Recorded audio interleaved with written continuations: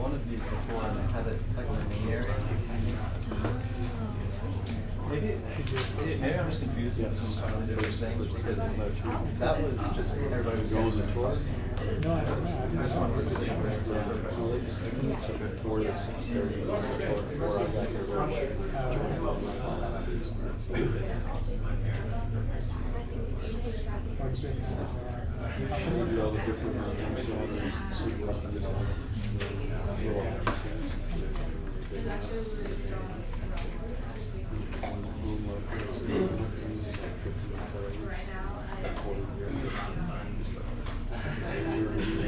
Austin is really becoming a well-respected and a capital factor.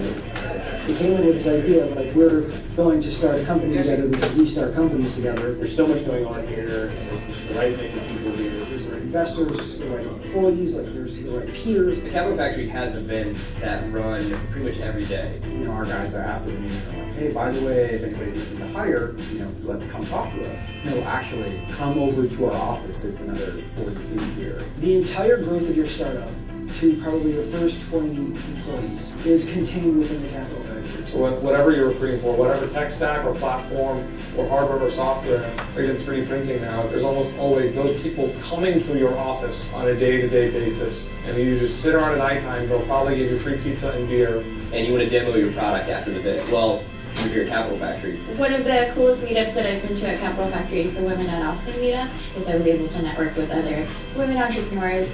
Working with other people who are in the same spot as you were there 6 months ago, or going to be there 6 months from now, is really cool. The entire atmosphere is wonderful. The meeting rooms that you can reserve. Here's a really good office environment that we take care of everything. Oh, by the way, there's free snacks.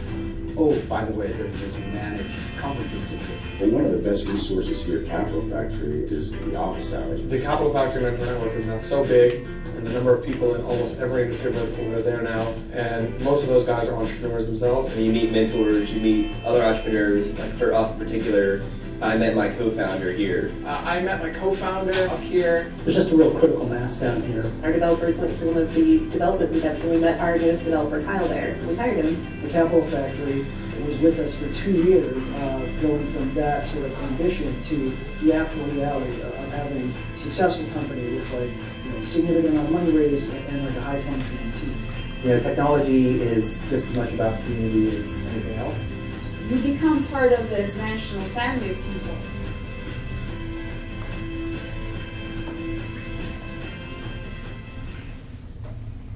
All right, thanks everybody. I think we're ready to get started. It looks like everybody got a spot. I don't know if there's anybody else coming in.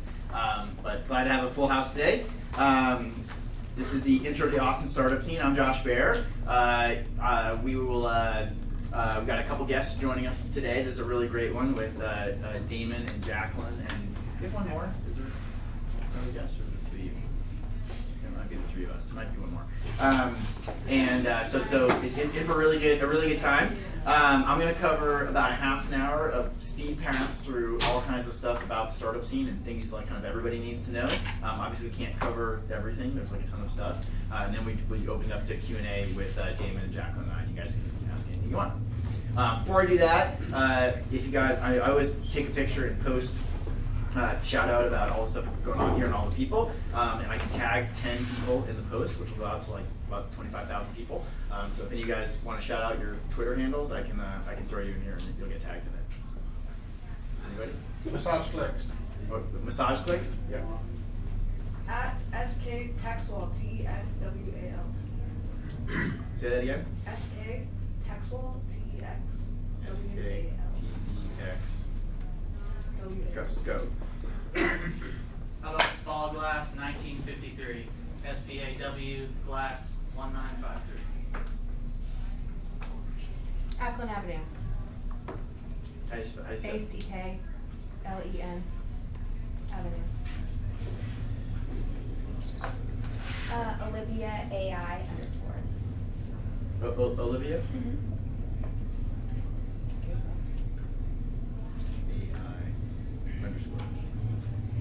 Blowfish with an H. W. How do you spell that? BLOH. Fish. B as in boy. Yes.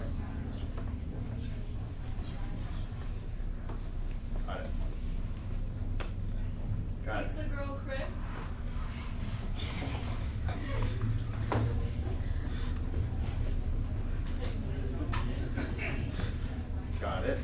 3 more. Talent guard. Talent guard. Talent guard.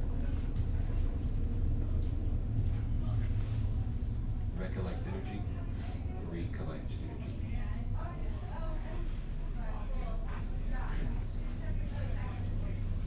One more. I got one.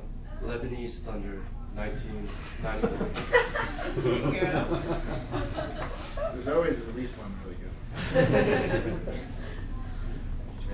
But except this is testing my spelling.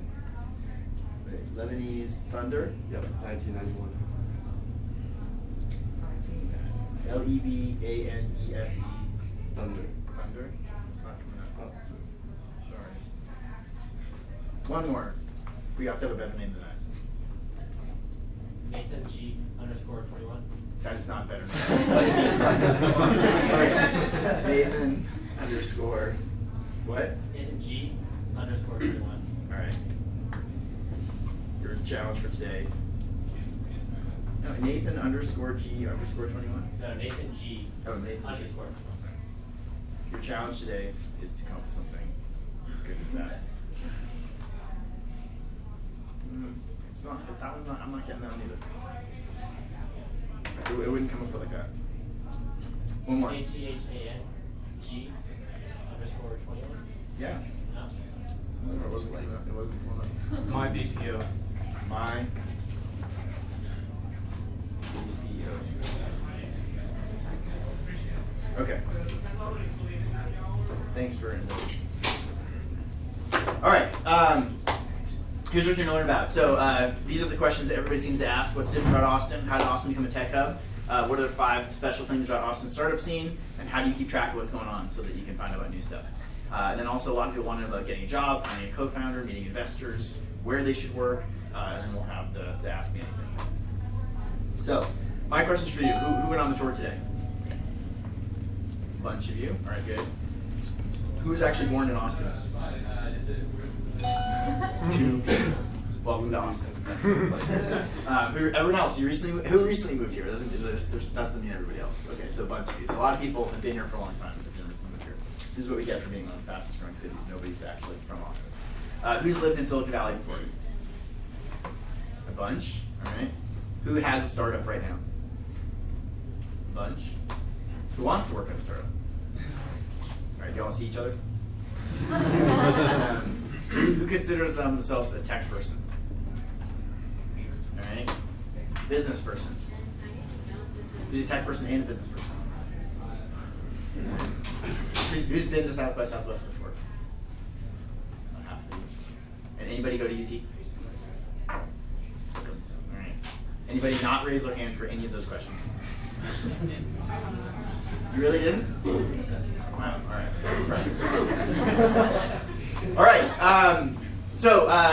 Again, I'm going to go through this pretty fast. You don't have to write it all down. These slides are online. ATX Startup Scene is the general link for all these different meetups that we do around introducing people to the startup scene. SlideShare, I've got my slides up there under Joshua Baer. Damon, who will be up here soon, has another SlideShare where he's put up some other decks around with a similar kind of topic, so he has some other ones to look at.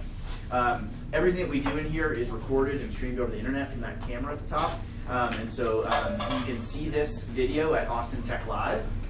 And also there's the videos from all the previous ones that we've done.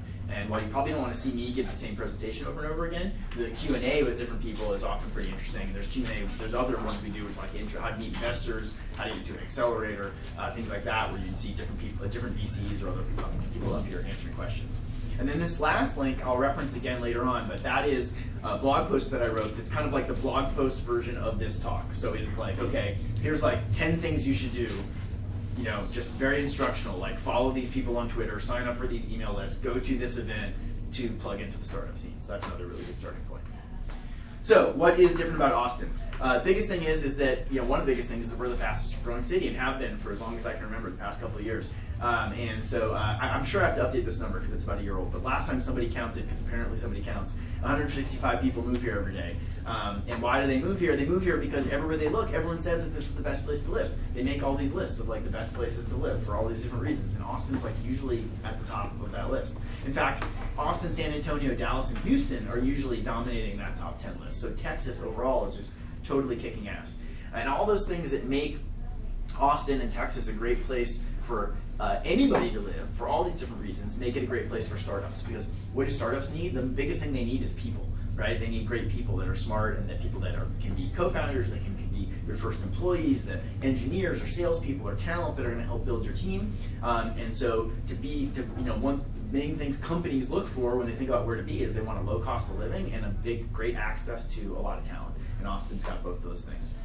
The Kauffman Foundation, which is a nonprofit that tracks and supports startups all over the world, every year they rank all these different startup areas by their startup activity. And actually, they may have just come out with a new ranking, but just last year, Austin was ranked the #1 city for startup activity, and looking at all the different kind of metrics that they look at. Obviously, I don't know exactly how they do this, because obviously Silicon Valley is the best place for startups, so I don't know exactly. Obviously, this is not just like a per capita based on the number of people kind of thing.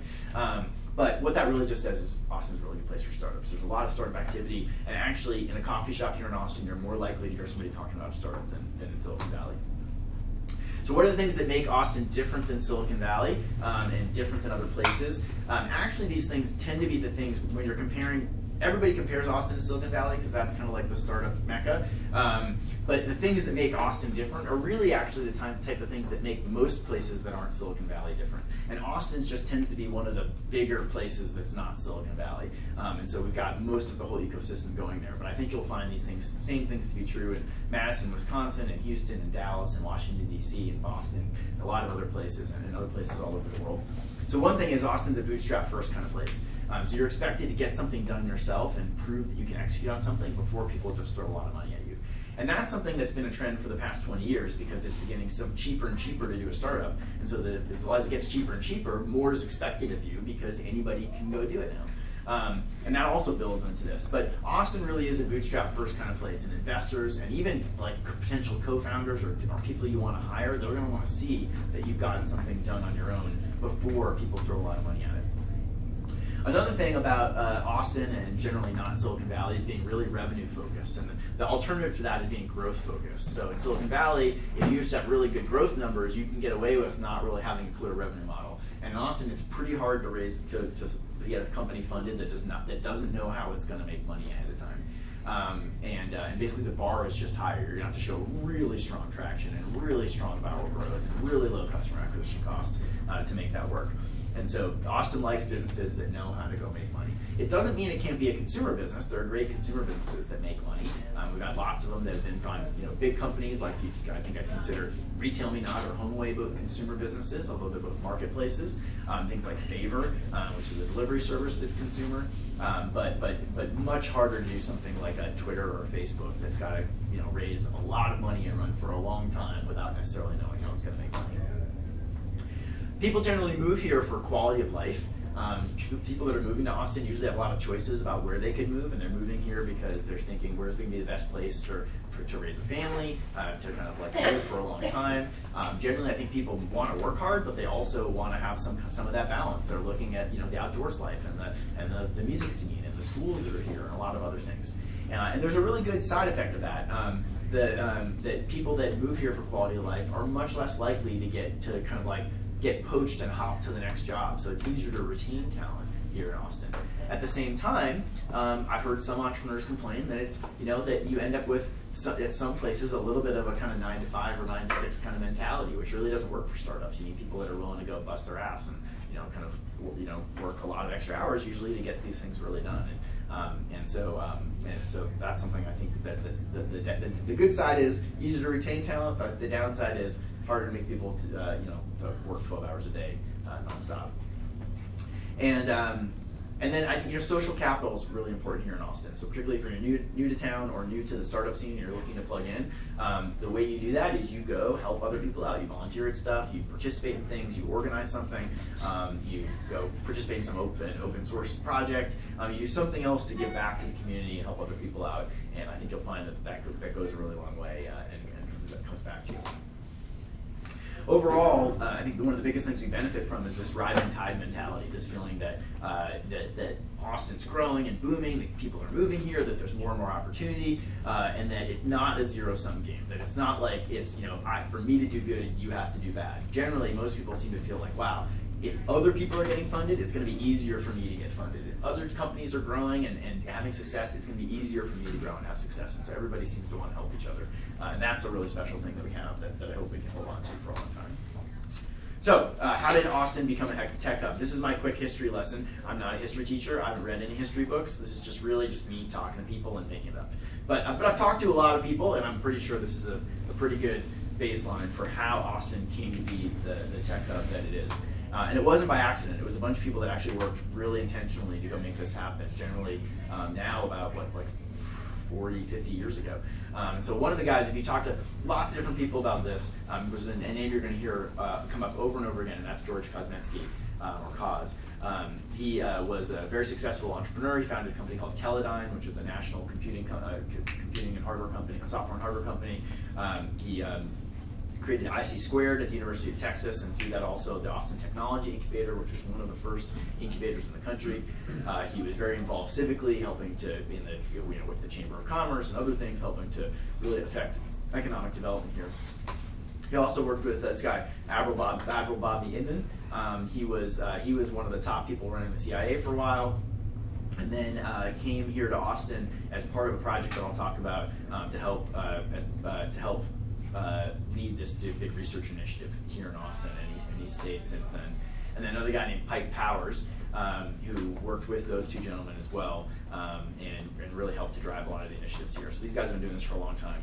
And then one of the big things that kicked that off was MCC, which stood for the Microelectronics and Computer Consortium. This building is now called the West Pickle Research Center up near the Domain, and it's part of the UT campus. But originally the way it developed is that this was back in the 80s, and the U.S.'s biggest concern at the time was not competing with the Russians or the Chinese, but it was actually the Japanese, and that they were going to out-innovate us. This was back in the days when semiconductors and chips were really big, and we were worried that they were going to out-innovate us on chips and designing computers.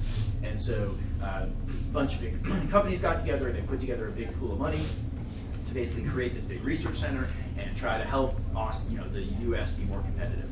And just like when they want to figure out where the Olympics are going to be, they hold put out an RFP and different cities compete. And just like we just had this big smart cities competition, and we were all competing for this smart cities grant. They had this big initiative where all these cities competed to be the place where the MCC development went, which meant a bunch of investment of a lot of money and a bunch of engineers and talent and people going there, which they all knew would be really good for their cities. And so fortunately, because of the three gentlemen, and I'm sure many others that I mentioned before, Austin won this bid to be where MCC went. And that really was one of the first big events that just really marked Austin as a tech hub. Here's another one. This is the story of the little room over the pizza place at 315 Chestnut Street, the modest first floor bedroom in Tallinn, Estonia, and the dusty basement at 1406 35th Street. It is the story of the old dining room table at 25th and Hoffman Avenue, the southbound bus barreling down I-95, and the second floor above the strip mall at Roble and El Camino. This magic moment. It is the story of where every great idea begins, So different and so new. where those with endless vision and an equal amount of audaciousness believed they had the power to do more, time and time again. At Dell, we're honored to be part of some of the world's great stories. Stories that began much the same way ours did, in a little dorm room, number 2713. This magic moment. Dell did not pay us to include that part. But actually, so if that big white building wasn't there right in front of us, you could actually see the UT towers over there, and you could probably see the building where Michael Dell started Dell.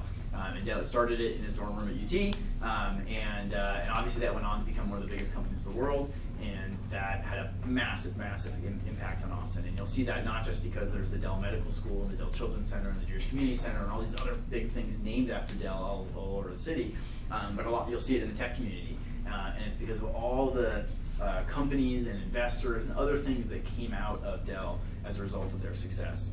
And so we owe a lot to Michael Dell for that. He's still very active here in Austin and helping to drive great things in the community. So one of the biggest things that Dell did, besides all those other things I mentioned, is Dell created the Dellionaires. And Dellionaires were people who became millionaires working at Dell, because lots of people did as that company grew. And that's what happened. And what happened is those people, like I said, they went on to go start lots of more companies, or to become angel investors, or to become venture capitalists. And there's really this whole ecosystem of companies that came out of Dell.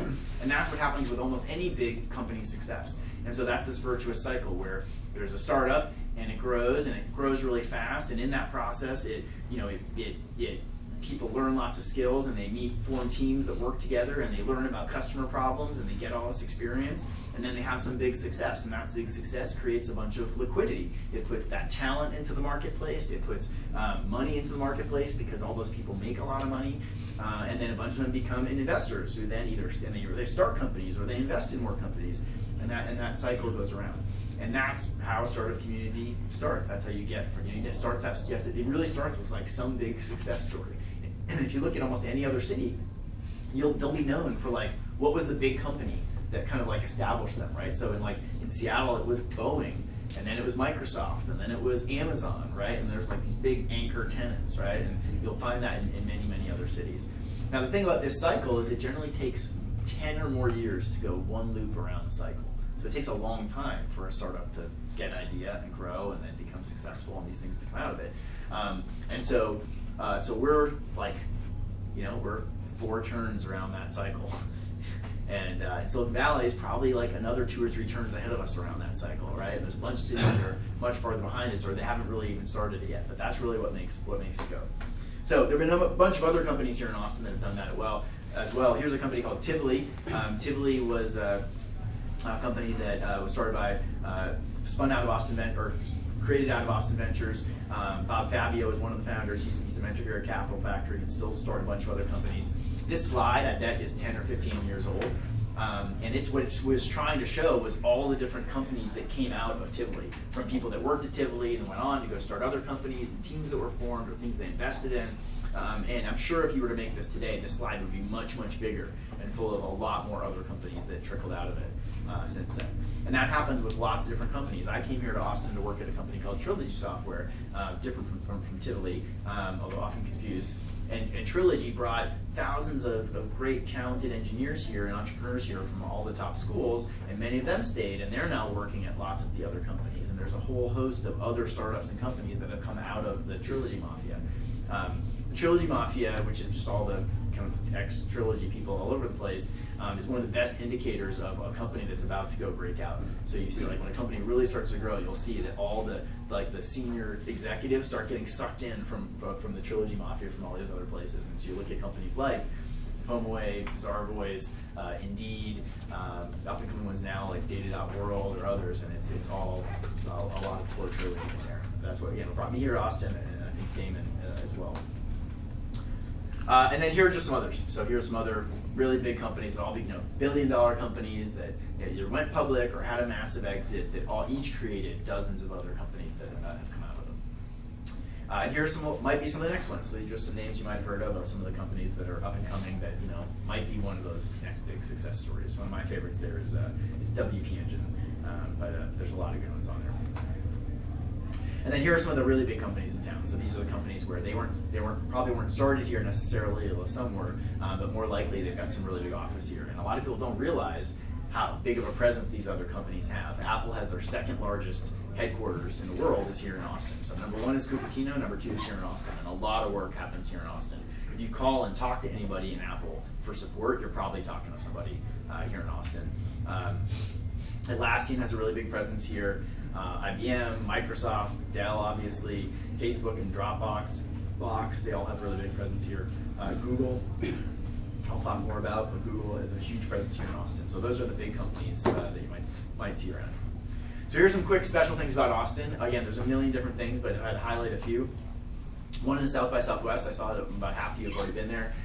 South by Southwest is this huge festival that happens in March every year here in Austin. It completely takes over all of downtown. It started out as a music festival about 30 years ago, Then they added a film festival that went along with it, and then maybe 20 years later they added a interactive festival, which at the time they called the Multimedia Festival. It was like CD-ROMs and things like that, but it was bringing technology and innovation into it.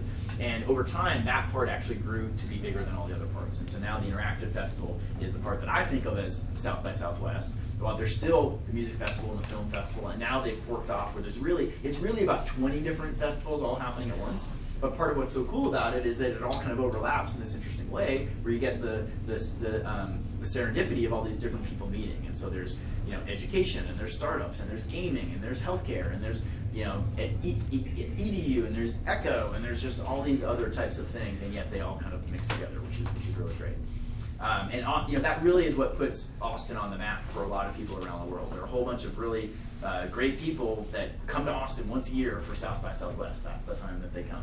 And if you're here in Austin, that's what you want to take advantage of, is really doing your homework to figure out who's coming in for South by, and how do I figure out who do I want to meet with, what parties or events do I want to go to, how do I leverage that to get exposure for the things that I'm working on and meet the right kind of people. Actually, one last thing on South by. South by, you get excited about the big parties. There are a lot of big parties. We throw one of the biggest ones called the Startup Crawl. But really, the best thing about South by are the small events, the small intimate dinners and parties and other things that you get invited to that you don't need a badge for. That often are free, but where it's bringing together a really great curated group of people that you might not see in some other way. In the fall, we have another great event called Austin Startup Week. Jacqueline and Zach and I both helped put that on, along with a lot of other people's help. And it's a celebration of all the great things that happen every week here in Austin, and really celebrating the community and the meetups and the other things that go put that on.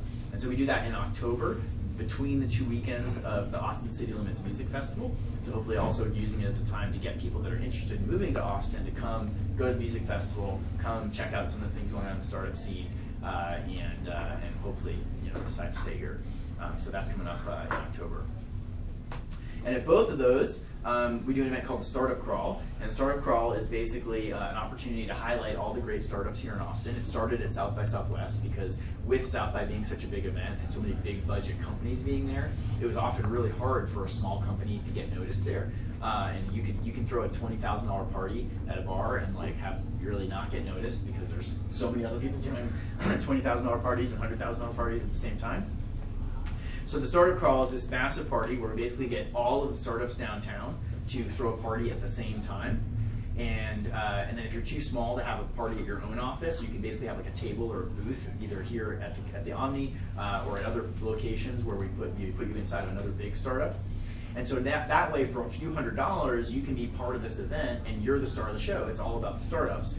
And we generally have about 100 startups participate, and typically about 10,000 people attend. So it's one of the biggest parties at South by. And again, we also do it during Startup Week in the fall. So really great opportunity to get exposure. It's good for hiring, and it's great for even just getting to talk to a lot of people about what you do and practice your pitch, over and over again. Make sure that people here in the startup community know about what you're doing.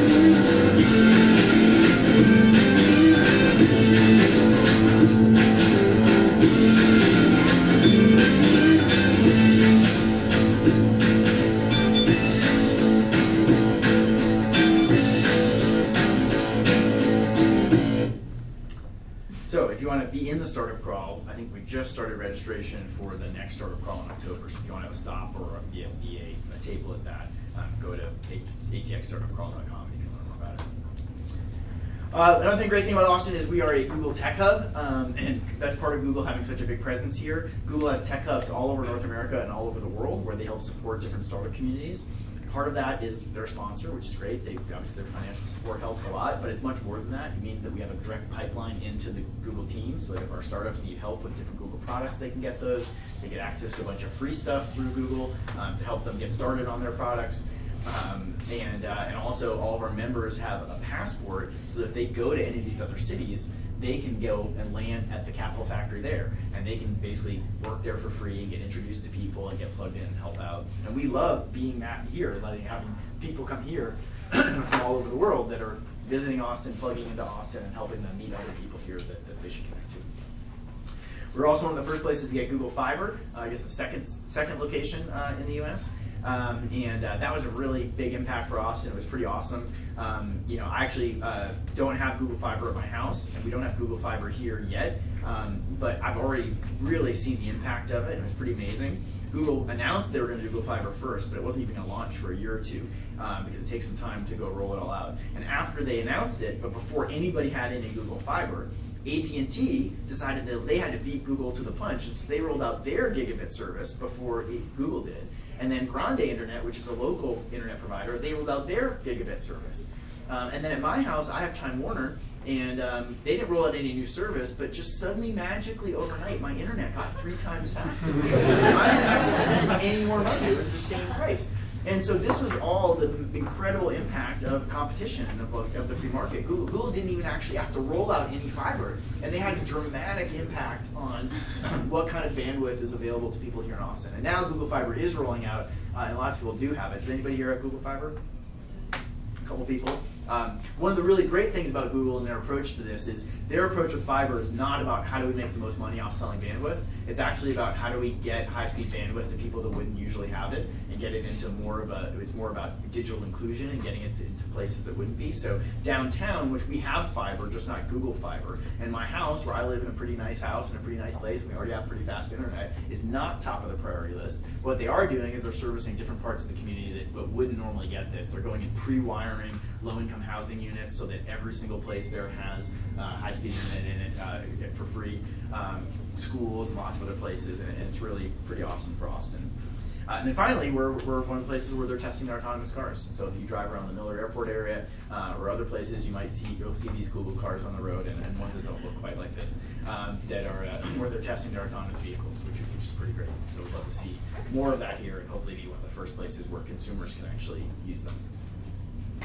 Another thing you can't fail to mention is the University of Texas. It's right there just north of us. So Austin, it's like it kind of goes like the university, downtown, south of the river, South Congress. That's like your vertical map of Austin. UT Austin is one of the largest universities in the country. And pretty much any important tech hub, you've got to have a big, great university behind it. And that's this massive source of talent and research and other great things to plug into the startup community. We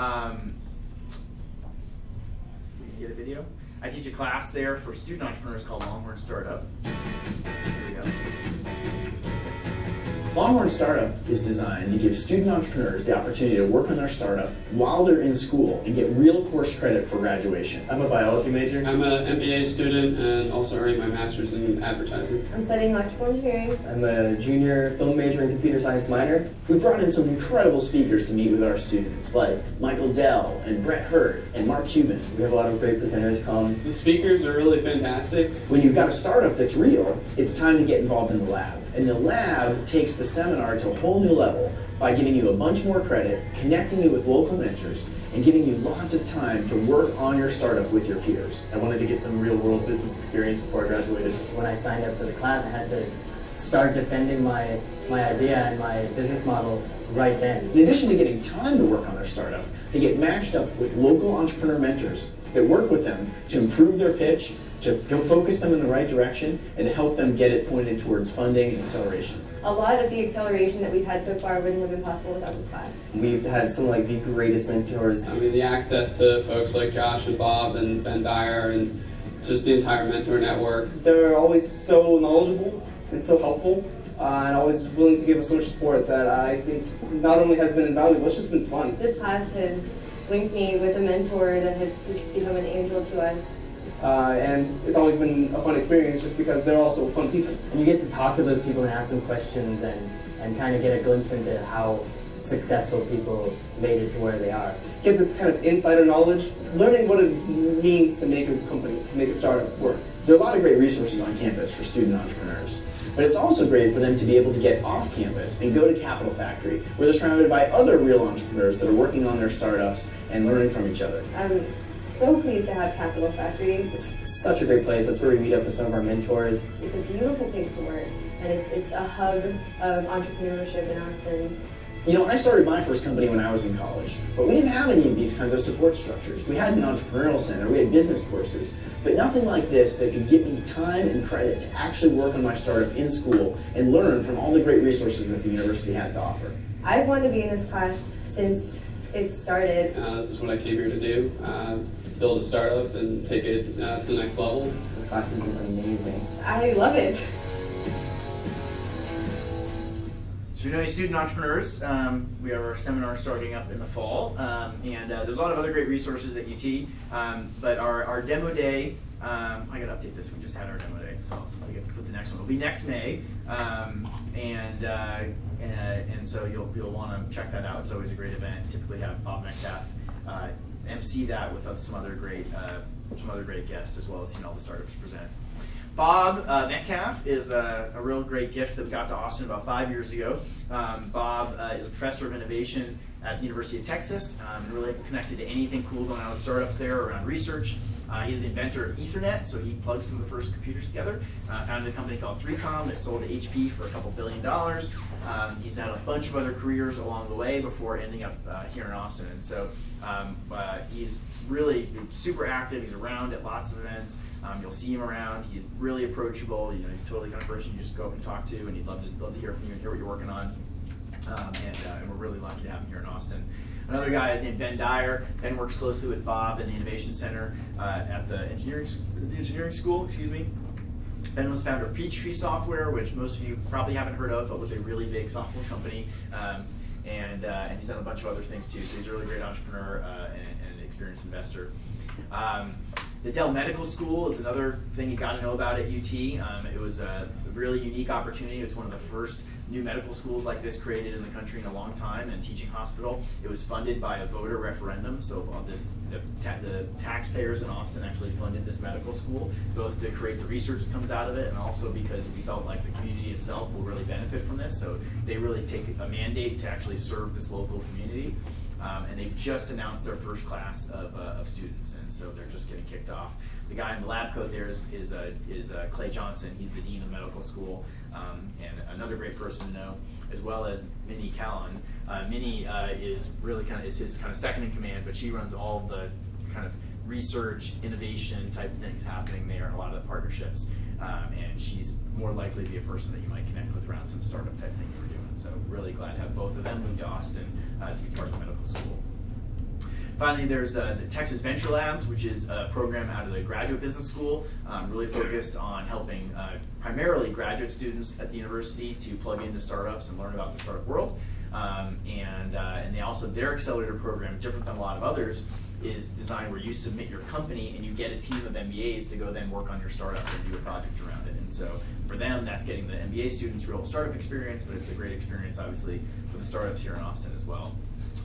I'm not going to talk too much about Capital Factory because you saw the video and a bunch of you got the tour and heard about it, but I can answer questions about that at the end too. Suffice to say, as we said, Capital Factory, our goal is to be the center of gravity here for entrepreneurs. We host lots of events and meetups and things to bring the community together. Most of that's all free.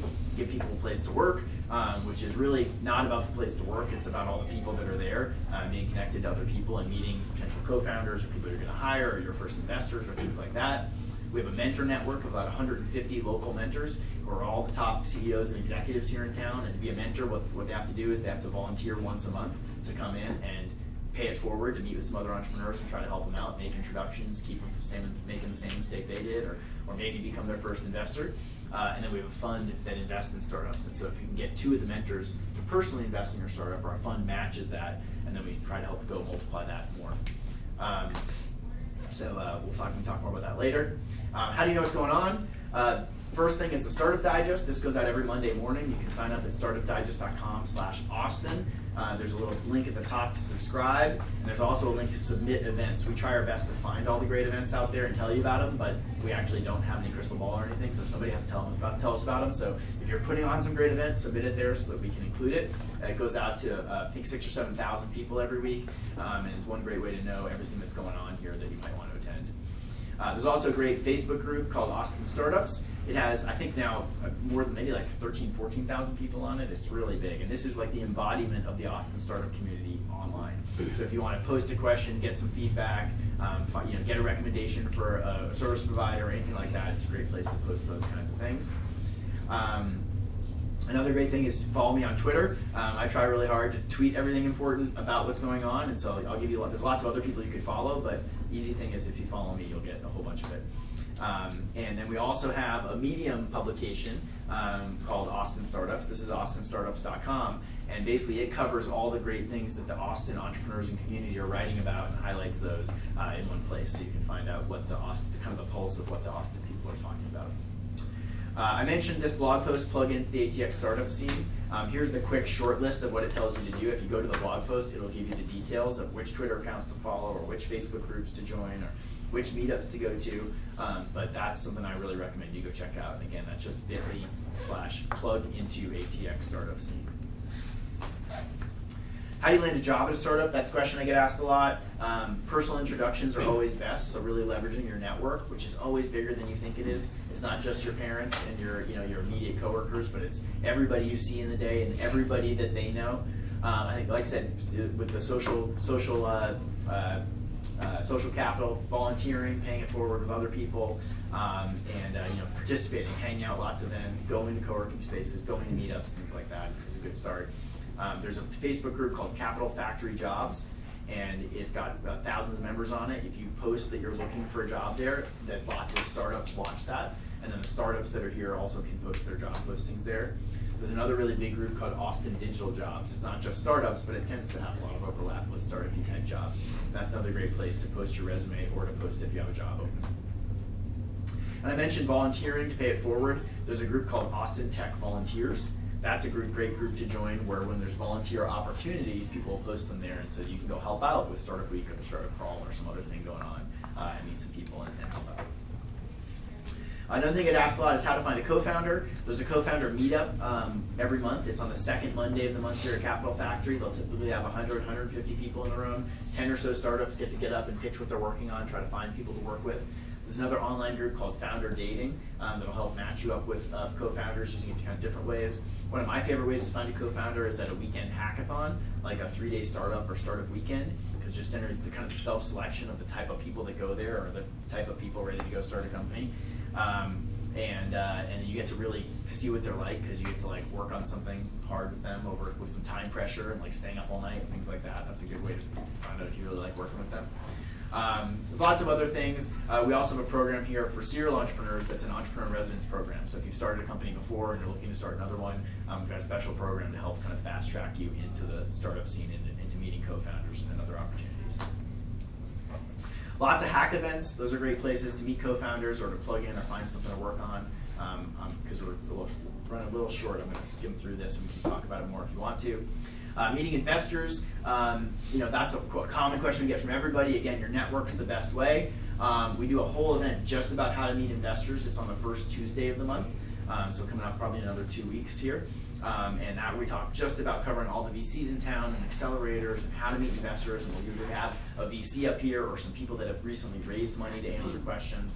So that's a really good channel to learn more about that. Here are some of the accelerators here in Austin. The two biggest ones, probably Capital Factory and Techstars. Athena Health does one just around healthcare. Skew has a really great program focused on consumer packaged goods. So think energy drinks and granola bars and other things that get distributed on store shelves and in grocery stores and places like that. So a couple different options here in Austin. And the Central Texas Angel Network is an angel group. It's a whole bunch of angel investors that work together you can apply and they screen deals. And they're one of the most active angel investor groups in the country. So really lucky to have them here. They write a lot of checks. It's a great way to go get your first round of funding.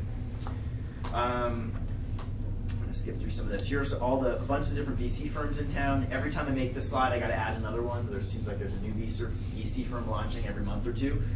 So lots of it. Almost all of the VC firms tend to be Series A tech. They're looking to write $500,000 to $1.5 million initial check to a tech, probably SaaS business. That's kind of the sweet spot. There is other stuff, but that's the biggest focus. Sante Ventures does biotech, and And Cabu Ventures does CPG, the consumer packaged goods. Most of it is tech.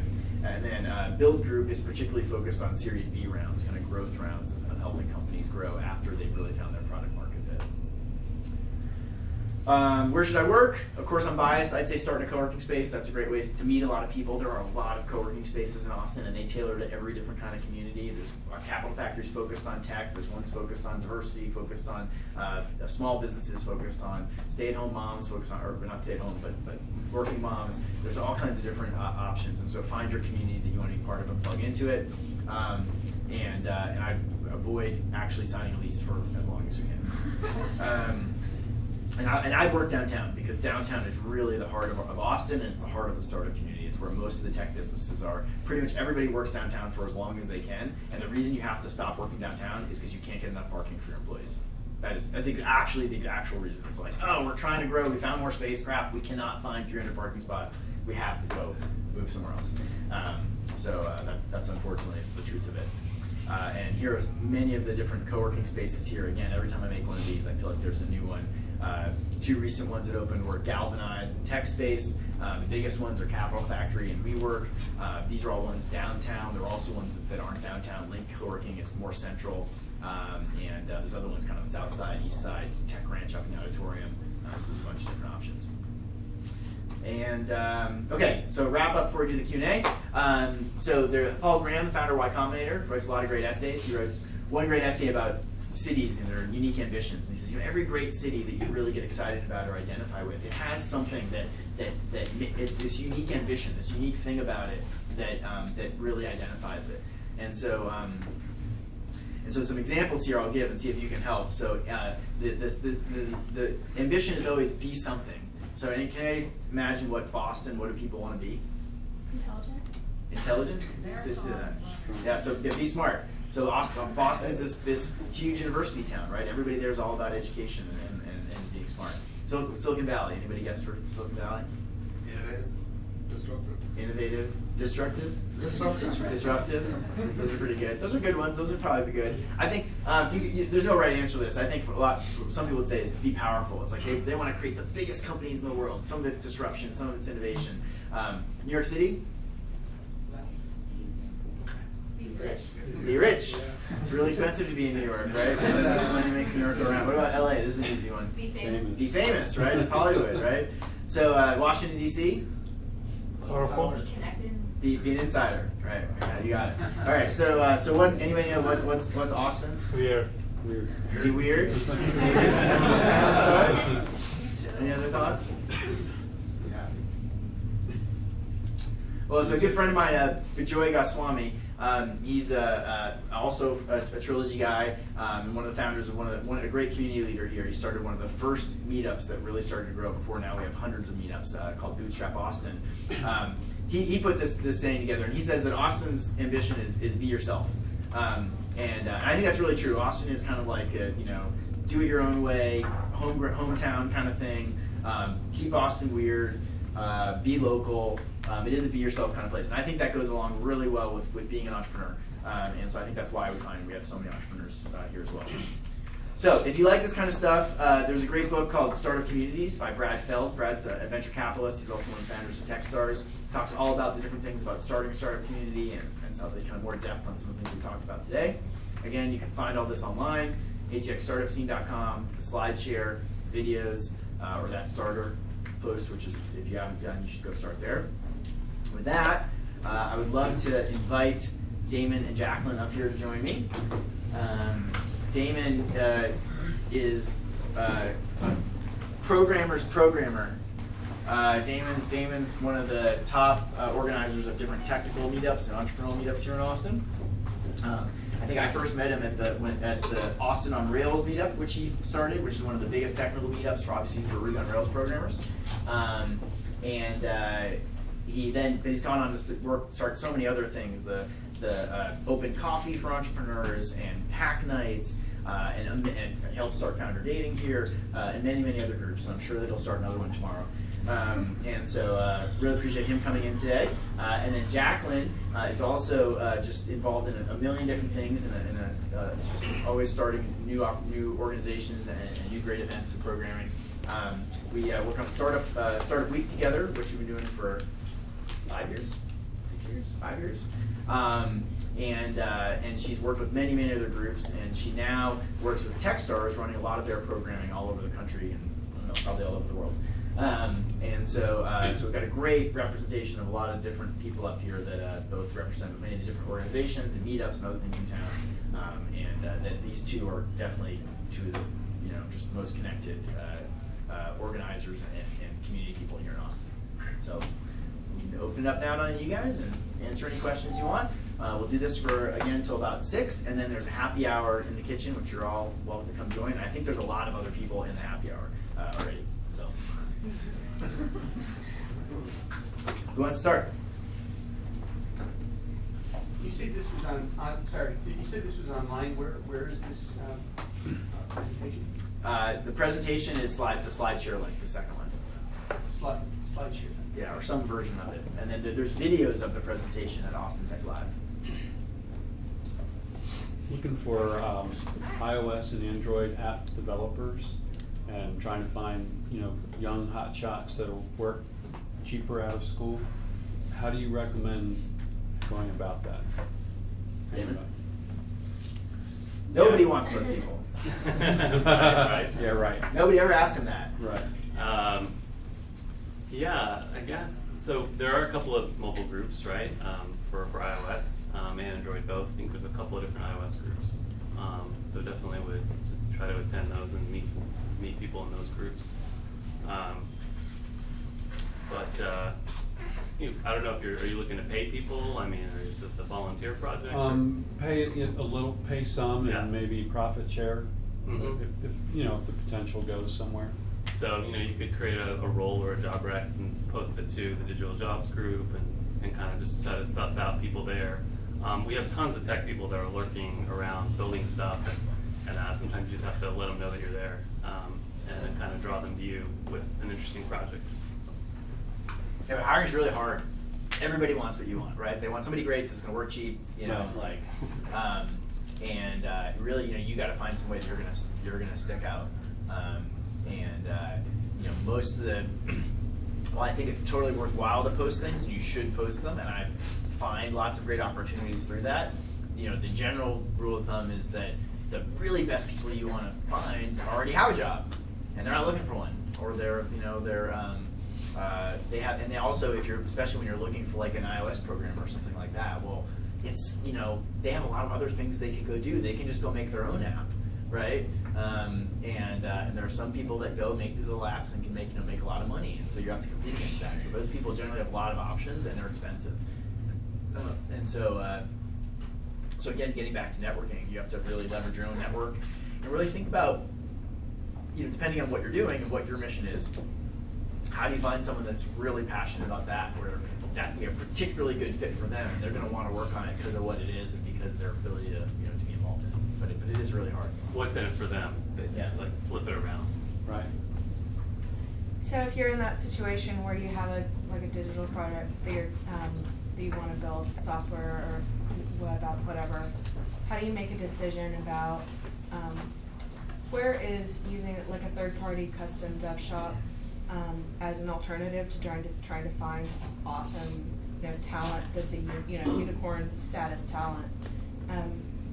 Is that how common a consideration is, and how do you think through that? It's really common. I think lots of people are in that situation and trying to figure that out. I think that if you've done this before, like you've built stuff before and you've hired people to build stuff before, and it's really well defined, and what it is you're going to go build. Which, by the way, almost everybody thinks they know what they're going to go build, and it's not, and it gets less defined. But if you actually have done this a bunch of times before, so you know what you kind of know what you don't know a little bit, then that can be a good option.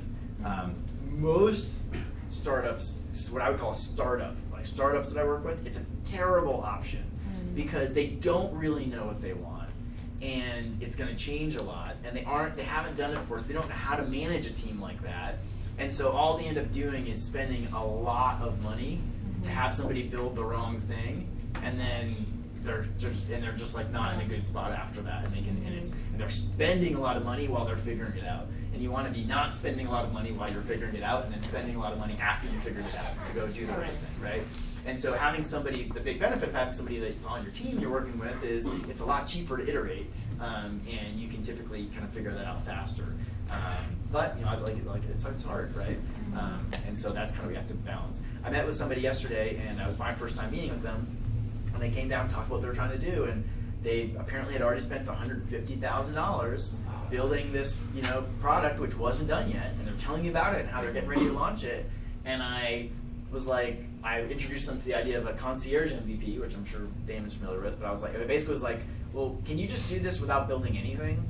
You know, like, how about you stop building everything and you just go fake it and see if anybody wants it, and you know, and learn about. You're gonna learn so much more from just manually doing it a couple times before you go build something. And they were just like, oh geez, like, you know, and I think they really left the meeting feeling like they just totally wasted $150,000, and like that happens all the time, like all the time.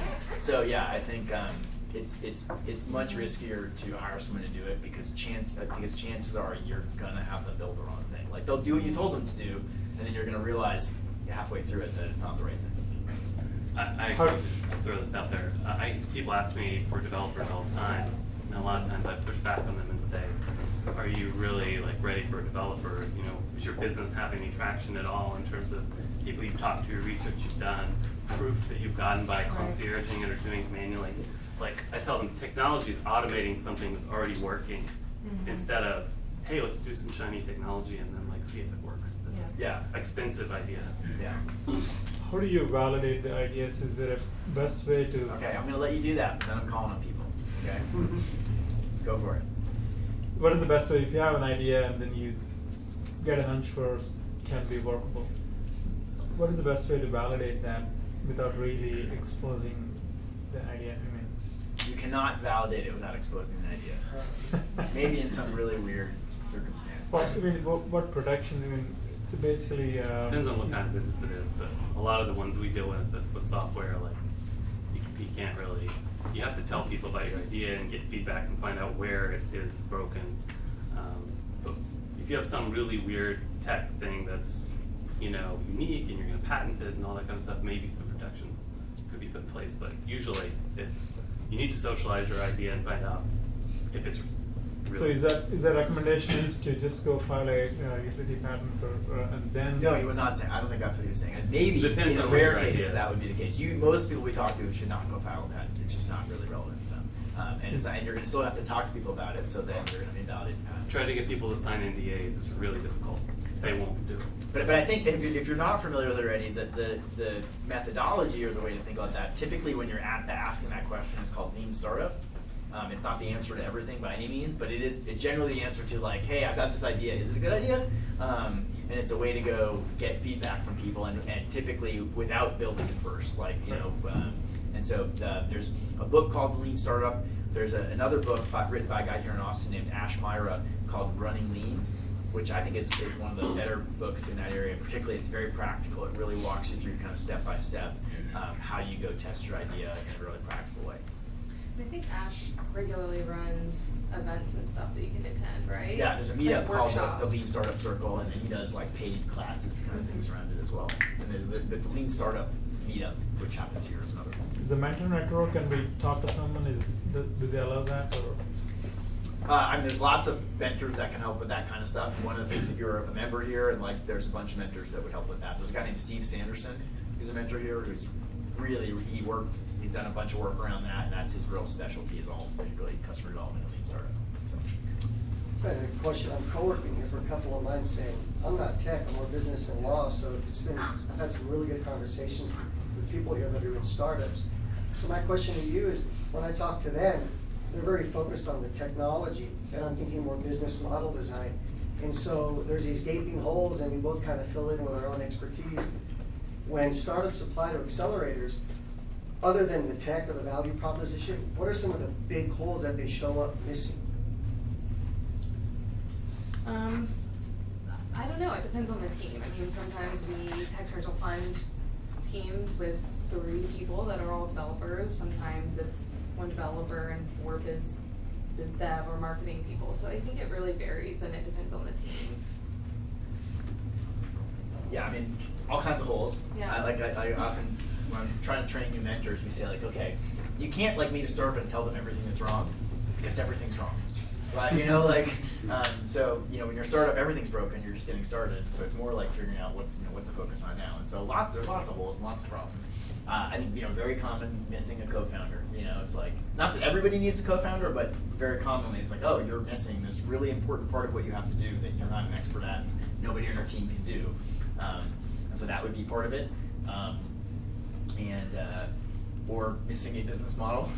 You know, like certainly get a lot of people that come in with ideas that look like kind of interesting ideas, and yeah, just if, you know, only if everybody used it through suddenly had critical mass, then it would be real.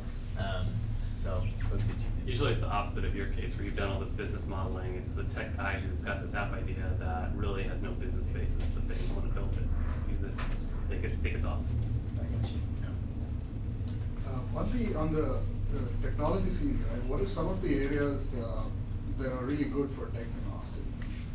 But equally importantly, what are some of the areas that are not so good? So what industries would be strong? Industries, segments, technologies, right? And if you happen to belong to one of those that are not that great here in Austin, do you belong in Austin still? Get out! You guys? Well, gosh, I mean, big data, web, we have tons of meetups and user group communities around those. We have a hardware scene also that's, I would say, smaller, but we definitely have that going on as well. And growing. We have a lot of semiconductor background in our town, so there's a lot of people with that kind of skill. But yeah, areas that are not so good, gosh, I don't know. I don't have a good answer for that one. In terms of industries, just he was saying how difficult it is to create consumer.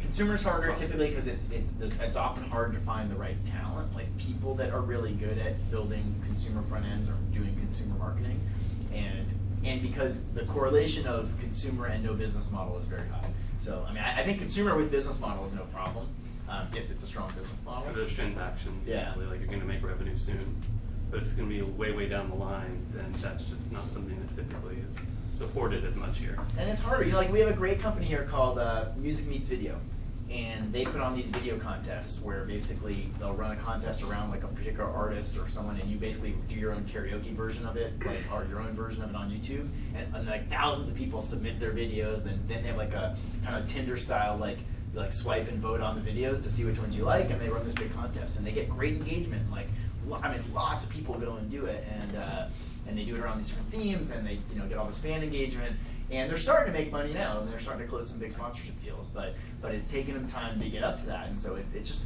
harder to do that kind of thing because it's so consumery. Like we need to get lots of people using it before we can go and make some money, and they're slogging away and they're making it work, and I think they'll be successful. But when you say like, should we just go somewhere else? Like, they're probably more likely going to need to travel more.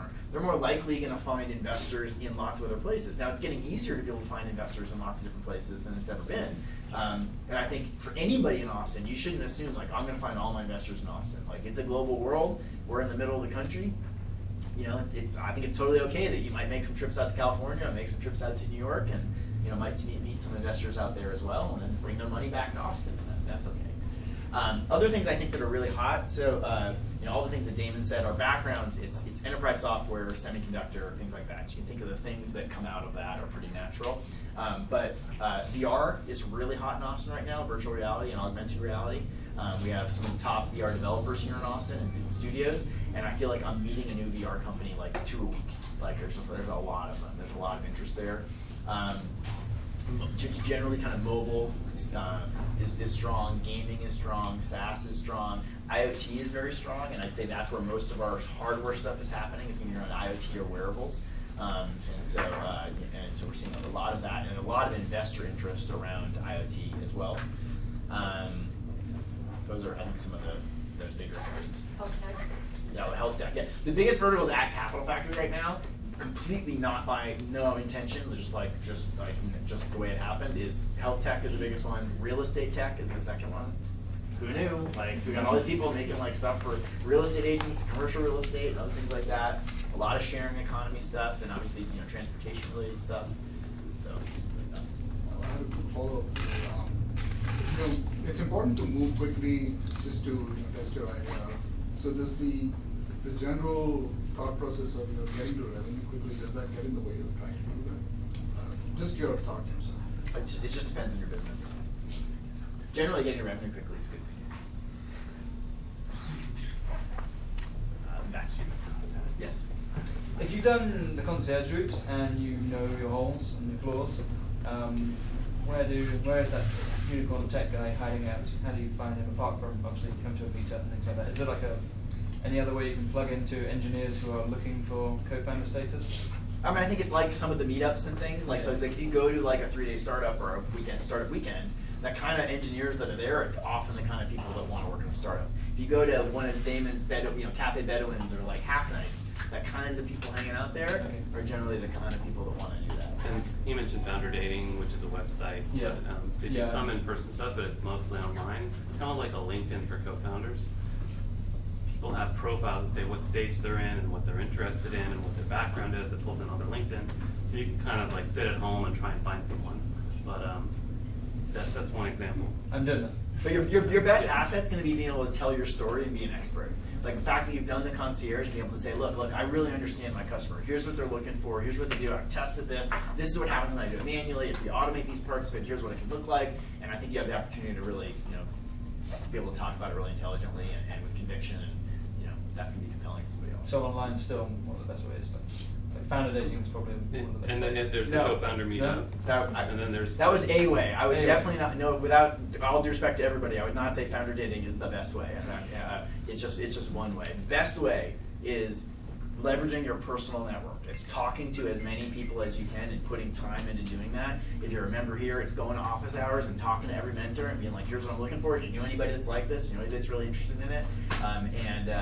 And then it's attending the events where the hackers are. It's the 3-day startup and we startup weekend and any kind of hackathon and the hack nights. It's like and then the last thing I'd say is then it's hanging out at the meetups. It's like even if you don't know anything about Ruby on Rails, if you're looking at you go to the Ruby on Rails meeting and like check your email while everyone else is doing the talk, and then after the talk, go to the bar with everybody and meet people and talk to them. But it's definitely not online. I think it happens in person way more than anything else. Laying back, yes. The black Jess. So in answering a previous question, you said you do not. The only way to get feedback is to expose your idea. But you mean expose the idea? Talking to other people, but it means like right now if I go to the happy hour, do I talk about it? Do I talk about my brand new idea to 10 people, or you're talking about it to angel investors? Because the idea is then out there, right? And I think everyone who wants to start something, they think their idea is their big strength. Right. You guys want to? I would say talk to everybody about it, as many people as you can. The idea isn't the hard part. It's like developing customers and building the platform and getting customers and getting revenue. So the idea is just a small piece of what you're building. But I say talk to everybody about it. I mean, you can use your network to talk to people that you trust instead of random people at a happy hour. That might be preferable. But in general, I think thinking that you have to keep it close to the best and that you're going to have all the answers is just wrong. Yeah, I think I also agree. My general rule of thumb is for most people, it's talk to as many people as you can. And you'll find that the benefits and the good things that come from talking to as many, and the unexpected good things that come from talking to as many people as you can will far outweigh the possibility that something bad happens or somebody comes. That almost never ever happens. Almost nobody thinks your idea is as good as you think it is. And they have their own idea. Their ideas are better than yours. yours. They have their own idea and their own thing, and they're doing something else. And so you have to really talk to exactly the right person at exactly the right time who's going to drop what they're doing and steal your idea. Not like it's never ever happened before, but like it's not something we see happening almost ever. This is a and 5 more or 10 likely, year endeavor, right? Yeah. So no one's just going to stop what they're doing and tackle something for the next 5 years. More likely, it's like you find someone that's like, oh wow, I was thinking about that too. Great, can we work on that together? It's like it's much more likely that something good happens out of that. So Capital Factory has a lot of mentors for entrepreneurs.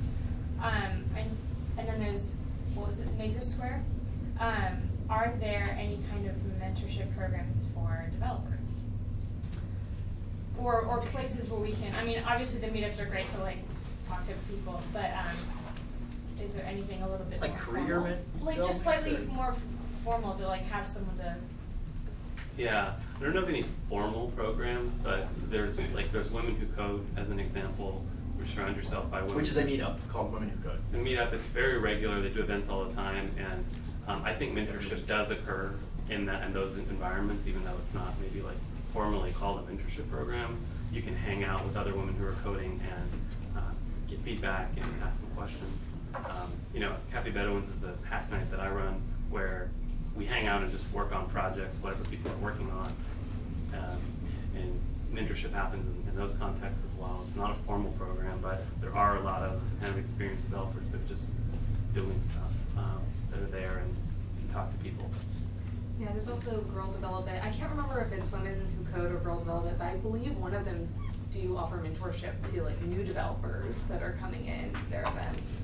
But yeah, I can't think of anything formal either. Refresh Austin's a really good event for developers to attend, and there's a lot of just people there, so it might not be like they might not have anything formal, but you might find a mentor out of there, someone you can go out to coffee with regularly. My gut says that in the real world, most mentoring does not happen through some network. It happens through all totally personal relationships for most of the real world. They just meet somebody, you know somebody, you're connected, it's someone that your family knows or something else, and it's some personal connection, because that's why a lot of people do it. And actually, I think startups are almost a unique little separate microcosm where there's actually a business model around mentoring. Like because there's money. Like no one's going to make. Not that the only reason people do this is to make money, but there is a business model around like meeting startups, investing in them, like wealth is created. Like there's a reason why like everybody wants to plug into a network of them, whereas opposed to like in a personal situation, it's personally helping people out, just to be a mentor. And lots of people do that, but it tends to be like a personal connection of some kind. Are there any particular resources or groups that you guys are aware of that are more towards hard tech startups, less software, less apps, more? What's hard tech that's not software? Hard science, like medical or energy, that kind of thing. Okay. We definitely have a bunch of startups working on that kind of stuff. We have both on software, kind of like hard, AI and things like that. We have a number of different hardware companies. There are some stuff with research coming out of UT. I'd say a lot of it might be around UT. Like that's there's a lot of kind of more hard science type stuff over there. Although we see more and more of it kind of flowing through. But I don't know of any specific programs around that. Groups or maybe ATI, like Austin Technology Incubator. Like I think they might have a little bit more expertise around that. They're definitely interested in funding hard tech startups, so they may have a better community. Or helping them. Around it. So I don't want to go too far off topic, but I am currently in high school in San Antonio, and I drove here because this is really cool. But I'm currently doing an internship with a cybersecurity company, and I'm kind of looking into the future, and I'm thinking I would like to go to college here. yeah, I can. No, but I would, from your perspectives, seeing Austin startup community, if I wanted to be involved, in college and after college, what are the skills that I need to work on, technically speaking? It could be more broad than that, but there's so many paths I could go down at this point. Which one is the most kind of versatile and is in the highest demand right now, I guess? Developers? Well, I am a developer now, yeah. but like more specifically, maybe. Web. Okay. JavaScript. Yeah. AI, machine learning, big data, things like that. Yeah, even bots like the chat. Chat-based interface. We're having a conference this fall. That's based around building bots. There's a lot of options. Like it's really a lot too about your interests, because I think there's a technical need for all the things that I just mentioned. So you have to kind of, to some extent, follow your interests. Yeah, I think you find what you're really passionate about. Like VR would be a really cool one. I think there's a lot of demand for VR developers if you're into gaming and that kind of stuff. Like I said, AI, lots of stuff happening in AI. Yeah. So like, more specifically, do you ever hear, oh, there's always a startup looking, they really need a C guy, or this startup needs a specific, Mobile. Yeah. Mobile I mean, there's lots of development. things, but mobile is probably, I think, the biggest. Like everybody needs a mobile developer. Okay. So, I'm trying to get to everybody once. You recommend any good PR or marketing firm in Austin who are focused on startups or tech? Yeah, there's a lot of them. That's the kind of thing you go post to the Austin Startups group. You're like, hey, I'm looking for PR firm. You'll get a whole bunch of suggestions and people you can go, kind of connect to. And there's obviously ones for different budgets and different types of companies, but there's a lot of those. Same thing would go for accountants, lawyers. That's exactly the kind of thing you go post to that group and get the latest. Or search the archives. Okay. Before you post. Question for you two organizers. I've made a meetup group before. It was called when I first moved to Austin at the end of February before March. It's called Cultural Economics and Party Club. I closed it immediately after, even though the description was really good. It was just like basically having fun. A multiplier for like a multiplier for like designers, business people, this, that, et cetera, during a time of like robust technical innovation. It was supposed to be to like exchange cultural anecdotes, stories, and the experiences, et cetera. Then I just closed it down because I was worried that I wouldn't have like anybody that would be into it. So are there any cardinal rules for creating a very simple, straightforward meetup that like gets a lot of people to join it and then galvanizing that community in a really simple way that's not like too over the top? This is very simple. Invite a few of your friends and tell them to invite their friends and tell them to invite their friends. I mean, that's a pretty simple way to start up a meetup. Like I'm a part of a women's group, and that's kind of how we grew into a nice, like we keep it really small, but yeah, I mean, it's word of mouth. The Austin Startup Meetup, the Austin Startup Facebook page, like post in there, say, hey, I'm thinking about this group, would anybody be interested in coming? And then just invite those people. I think when you start, it's always small. It's always like, should I be doing this? Like, is everyone gonna come? It's kind of awkward. But if you believe in it, you care about it, then you have to just kind of, as the organizer, as the founder, see it through. I can't tell you how many times I've been to a meetup where I was just like sitting there and it was just me, or like me and one other guy. And it's like, hey, we have fun, we chat, whatever, but it's like, is this really worth it?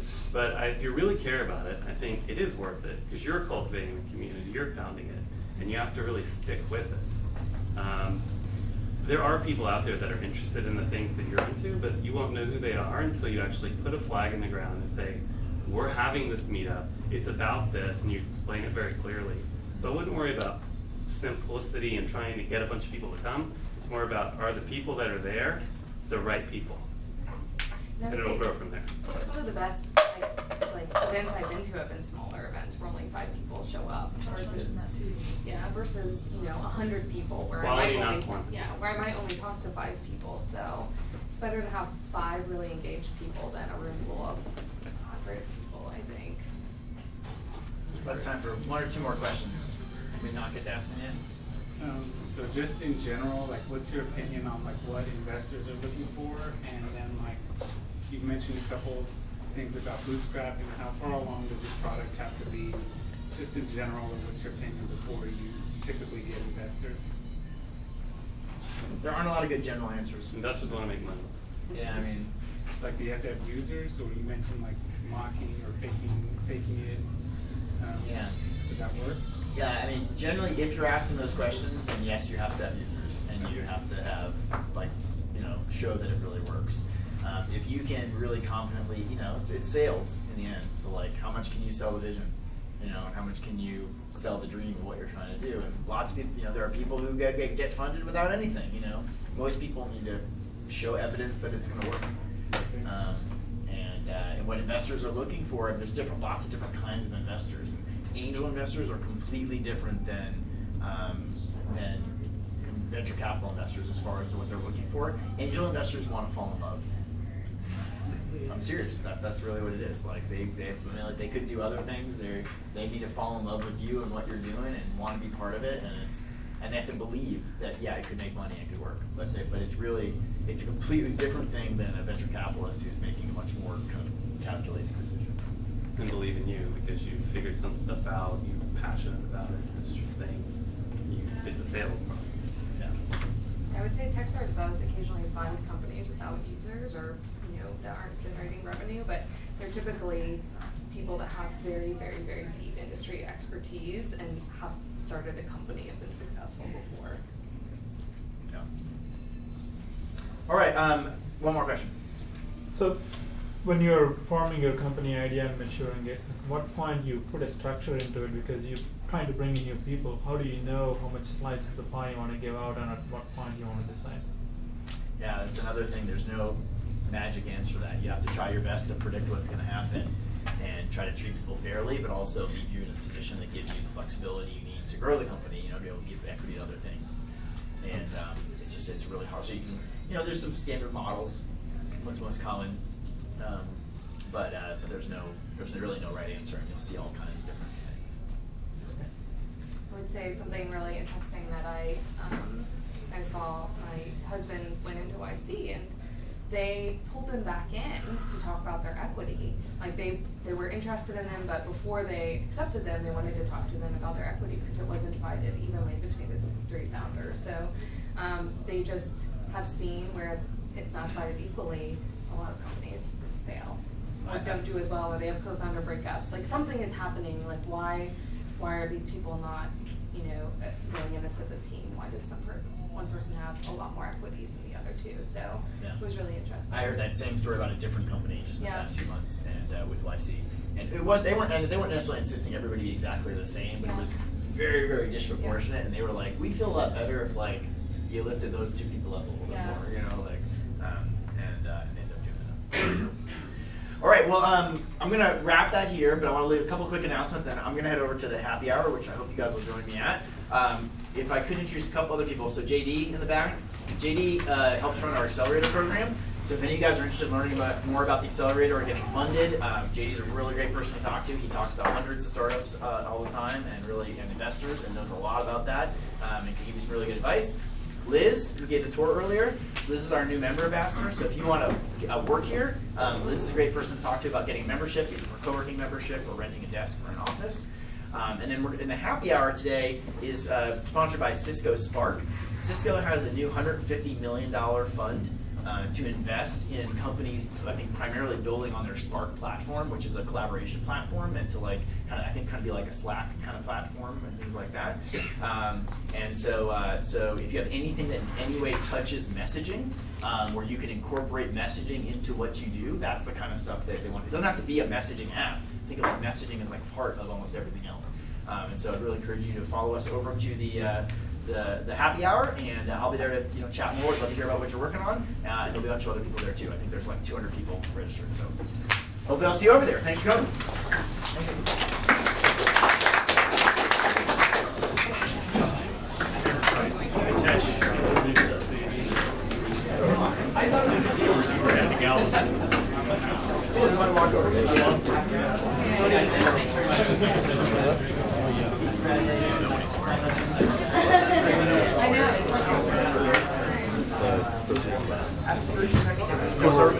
During all the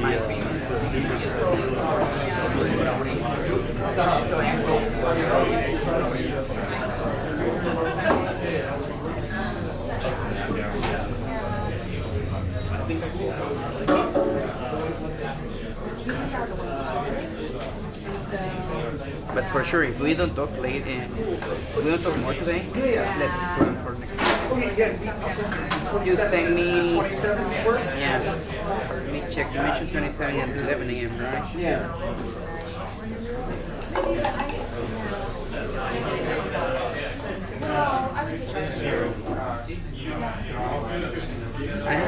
It might work. Yeah, because I have a meeting from 10 to 11, but it's a WebEx, so I might take that one in the car, and we can.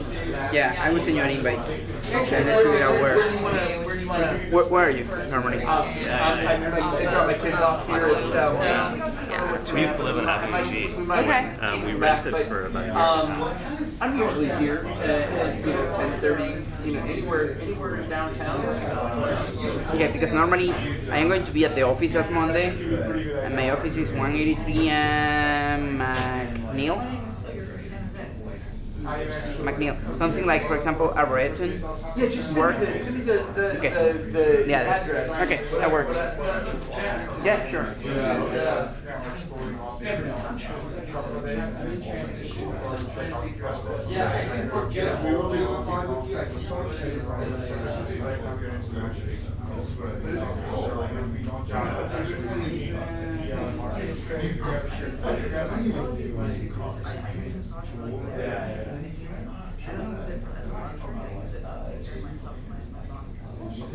That's good. Got it.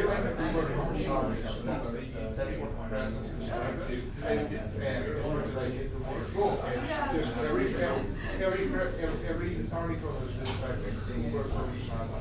Yeah. So, right on. So, Let me send you an email. Are you going to be at the happy hour? yeah, I'm gonna be at the happy. I want to stick around a little bit. And then I'm gonna head back to the hotel. I'm 65 now. My name is Yeah. Suki. Yeah. So I'll send you an email. I'll get you my LinkedIn and anywhere. Yeah, I'll shoot you some intro to information. We basically kick you off. Got kind of a screening committee. I appreciate that. Thank you. We meet with a couple companies and then we get feedback. So yeah, I'll do two things. I'll send you some resources that you can check out for business and cool. Good to meet you. Yeah. Sounds good. Hey, I'm JD. Hilton? Yeah. Like Hilton. Yeah, Got it. yeah, cool. How you doing?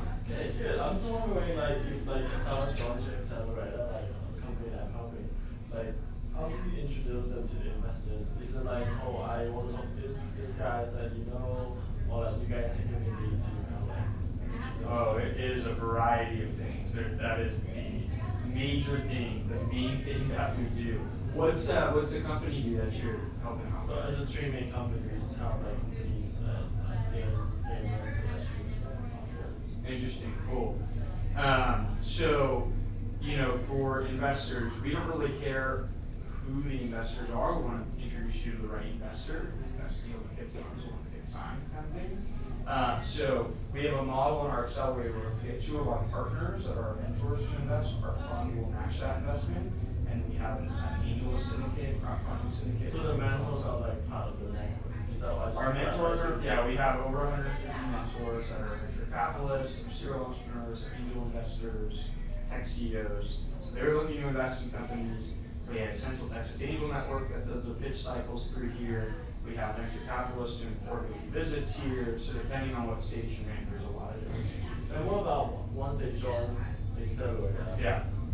And then they want to seek more investment. That's what I'm referring to. I thought that this had to happen before you actually get into the accelerator. No, this is all ongoing.